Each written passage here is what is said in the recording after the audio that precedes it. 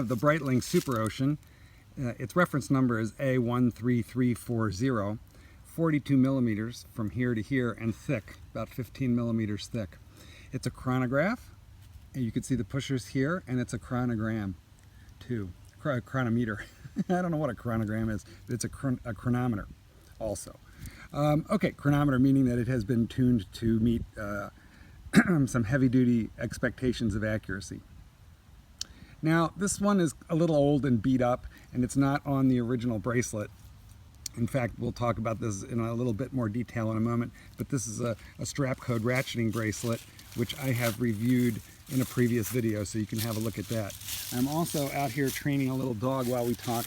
This little guy, Benji, hey buddy. Yeah, he's bitten like 20 people and like to the bone, so he'll be wandering around here. He's gotten an awful lot better. I can touch him now. Watch this. Look at that. I didn't get bitten. Isn't that amazing? Okay, but anyway, he's going to hang out here and play in the leaves, so you might hear some rustling. Anyway, back to the watch.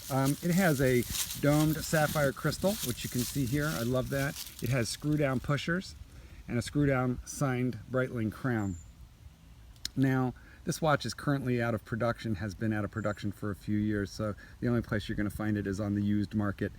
And you know, I have seen them pricing up to $4,000, but those are crazy people on eBay just trolling for a newbie. What you should really pay for this watch would be closer to $2,500, $2,200, and you should expect to have to put a $600 service into it pretty quickly, because these guys are 10 years old anyway now. And most of the ones you're going to find on the used market will not have been serviced. So we also have a dive crown here, or a dive bezel. It has good action. It's a positive click. I really detest sloppy, mushy bezels with back play. This doesn't have any of that on the one hand. On the other hand, it just sounds the least bit tinny when you turn it. There must be a clip in there that's making the ratcheting noise. Now, one thing that I think is a little bit remarkable about this watch, and as we zoom in, you'll see the rating on it is 500 meters. That's really amazing for a dive watch. So these screw-down pushers keep water out of the case, but it's rated to go down quite low, 500 meters. Here's a quick look at the decorated case back. A13340. Now, so the movement in this watch is the heralded Valjoux 7750. I don't know. That is I hate the word workhorse, and I also hate the word robust. I'm out here under a tree, so it's kind of leaking on me. I hate the word robust workhorse, but really that's what the Valjoux 7750 is. It's a very, very tough, well tried and tested movement. One thing I like about it, even though it's an ETA movement, one thing that I really like about it is you can essentially get that serviced by any competent watchmaker. You do not have to go back to Breitling on this, and that's a good thing. I had this serviced for $600, and I know Breitling would have been closer to $900. The only funny thing anybody who's ever owned a Valjoux movement will tell you is when you're moving your wrist, you can feel and hear the rotor spinning around. It's sort of like having a party favor, one of those spinning party favors on your wrist at all times. But I've gotten used to that, and it makes the watch seem more interactive. So I don't dislike that at all. One of the features that I dearly love is this day-date feature. I've talked about this in other videos. I don't really need a perpetual calendar because I know what year it is, I know what month it is from day to day. I just don't really know what day of the week usually it is. So I really like having not only the day, but also the date. Now, you will see the moving 60-second hand here. Up here we have the minute counter, up to 30 minutes, and then down here we have the hours. So once it's gone to 30 minutes, this will click onto the first hash mark, which indicates half an hour, and once it has completed a second 30 minutes, it'll go on to the first hash mark, which means an hour, and so forth. So you can time up to a 12-hour event using the chronometer, using the chronograph, excuse me, or if you want to time things slightly less precisely, but up to an hour, you can use the dive bezel.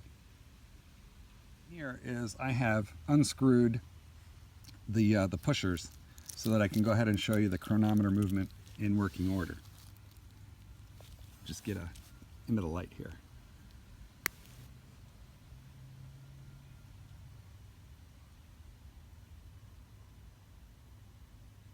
So here you can see the second hand going with, and it has a little red dash at the very tip. So I do like that little red tip. It's a little hard to tell in this light, but in most light forms it makes that second hand stand out really nice. Now there's constantly questions from people about chronographs, which is to say, can you leave it running all the time? I wouldn't. I think you're just likely to wear the watch parts out quicker than they were intended. On the one hand. On the other hand, if you're going to service your watch every 4 or 5 years, then I don't think there's really anything wrong with that. I think you're safer on a flyback chronograph to do that, but this is a Valjoux, so I would not. I'm going to let it go a little further, and then I will stop it with this button, and then I will reset it with this button. All right, so let's stop it. And actually, using this pusher, we can start it again, stop it again, and then we're going to get it to return to its original position there. The only weak point I think of this watch is the crown tube. Not so much the crown. The crown is really nice. It's large. You can see how big it is, and it's signed. It's well knurled. It's easy to grasp. But when you unscrew it, which I will do here for you, sorry about the one-handed action. Now it's unscrewed, it's out to its unscrewed position, and of course there are 2 further pull-out positions for when you want to adjust the time and the date. But the problem is when you go to screw that back in, it's a little hard to get in because it's such a short number of turns. In other words, it doesn't thread in the way a Rolex does, where once it catches the thread, you're going to be turning it another 4 or 5 turns. It's like 2 or 3 maybe. So you have to catch it just right to get the threads back in there. I would say that's really my only complaint about the watch. You know, look, I like the aesthetics of this thing. It's a little blingier than other some certain other brands. It's got a lot of polished surfaces. So the flanks of the watch, and the pushers and the crown, those are all polished. The edge of the dive bezel is not only polished, but it's decorated with these little screws. The lugs are polished. Really the only thing that's brush finish on this watch is the bezel itself. And it's pretty big, it's pretty thick. It's got these really nicely downturned lugs, so it holds the wrist. And it's only 42 millimeters. Your Breitlings go up into the 48 millimeter range, which is a bit much even for me and my 7¼ inch flat wrist. Another thing though that I really like about this, let's see if we can get the light on it, is there is a guilloche pattern on the dial. That dial is textured with concentric rings. I think you can see it now. Let me move it again, more light. A series of concentric rings on the inside of the dial. There we go.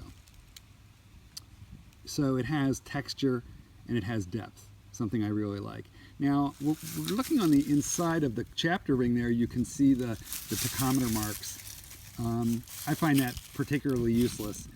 But however, here it's tucked away on the inside of the rehaut or chapter ring, so it's not bothering me in the least. But I really don't like a Daytona, for example, where they waste all this real estate on a chronometer. I mean on a tachometer. I think that's useless. Nobody's ever going to bloody use that. So the just real quick review of this bracelet. This is the strap code, and it's ratcheting and has a nice milled out clasp. The way the ratchets work is you kind of depress this and you have to pull out here. So I'll go ahead and open it for you. Here you can see the ratchets open and you can close it up. It has multiple positions. So this, I got this from eBay. I paid right around $2,000, $2,100 for it, I want to say. Had it serviced. And then, but I really discovered I did not like the Breitling rubber, original factory Breitling rubber strap that it came on. I just didn't like it.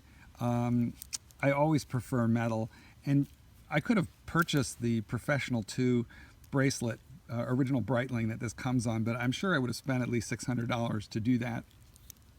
So this $100 strap code bracelet, highly adjustable, ratcheting, thick, well designed, with screwed in links rather than friction pins, for I think I spent $110 on the bracelet, so I'm pretty satisfied with that. Anyway, this is Mark Goldberg with Mark Vlogs Watches, with the only Breitling I own. Oh, you know what? I'll tell you real quick, the lume on this is surprisingly decent for a chronograph. And I'll go ahead and show you a wrist shot of the watch also. So here is the wrist shot. I think it's quite handsome. It's thick, it's a little heavy. I suppose it's a more noticeable watch. It doesn't fly under the radar the way a Tudor Black Bay or a Rolex Submariner might. This is the watch that screams, "Look at me, bitches, I've got a Breitling," which is a little bit my personality, I'm going to confess, on the one hand. On the other hand, this is not a terribly expensive watch. It's just handsome. It's just a pretty piece of man jewelry. I really like it. Anyway, if you like this video, I would appreciate it if you hit that like button. Subscribe, please, so we can get together and do this again. Mark Goldberg at Mark Vlogs Watches.